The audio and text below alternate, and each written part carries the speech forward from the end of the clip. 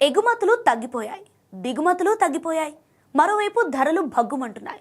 ప్రపంచం ఒక మూలలో యుద్ధం మొదలైతే దాని ప్రతిధ్వని ఇంకో మూలలో వినిపించడానికి ఎక్కువ సమయం పట్టదు. ఇరాన్, అమెరికా మధ్య శాంతి ఒప్పందం కుదరకపోవడంతో మధ్యప్రాచ్యంలో మళ్లీ మంటలు చెలరేగాయి. చివరకు ఆ అగ్నిజ్వాలలు ఇండియాను తాకాయి. వేల కిలోమీటర్ల దూరంలో ఉన్న భారత ఆర్థిక వ్యవస్థను కూడా నెమ్మదిగా కాల్చేస్తున్నాయి.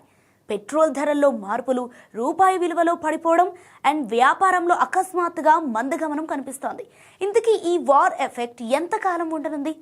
యుద్ధం కారణంగా ఇండియా ఎలా నష్టపోతోంది?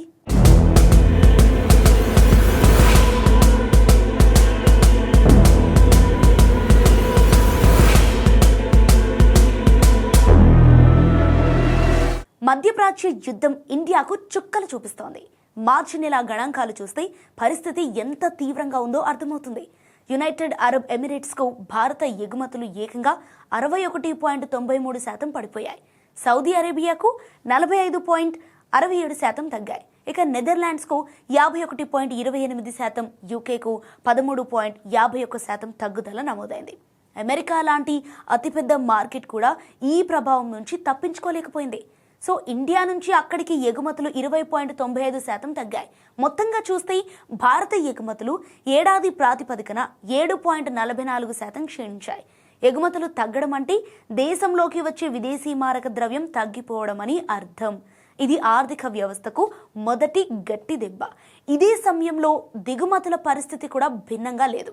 ఏంటంటే ఇరాక్ నుంచి దిగుమతులు 64.3% పడిపోయాయి.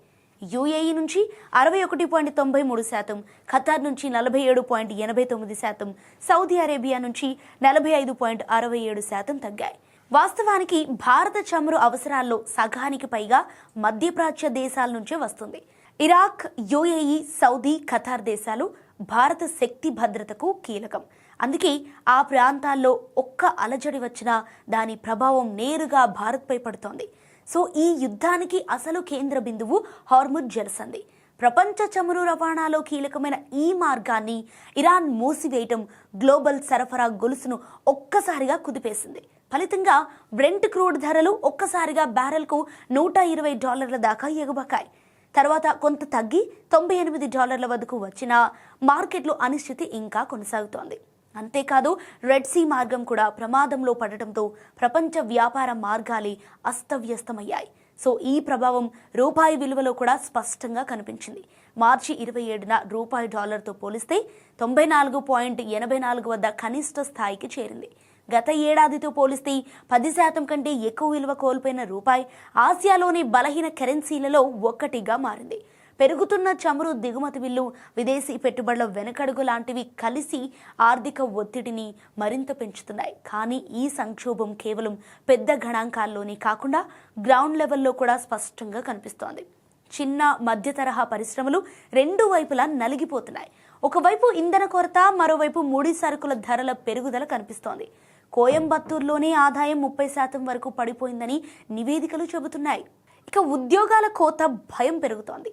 హోటల్ రంగం నుంచి వైద్య పర్యాటకం వరకు, భోజన కేంద్రాల నుంచి చిన్న ఫార్మసీల వరకు ప్రతి రంగం ఈ యుద్ధపు నీడలోనే నడుస్తోంది. ఒక్క మాటలో చెప్పాలంటే ఈ యుద్ధం ఇరాన్లో జరుగుతున్న దాని ప్రభావం మాత్రం ఇండియాలోని ప్రతి ఇంటికి చేరుతోందని క్లియర్ కట్గా చెప్పవచ్చు.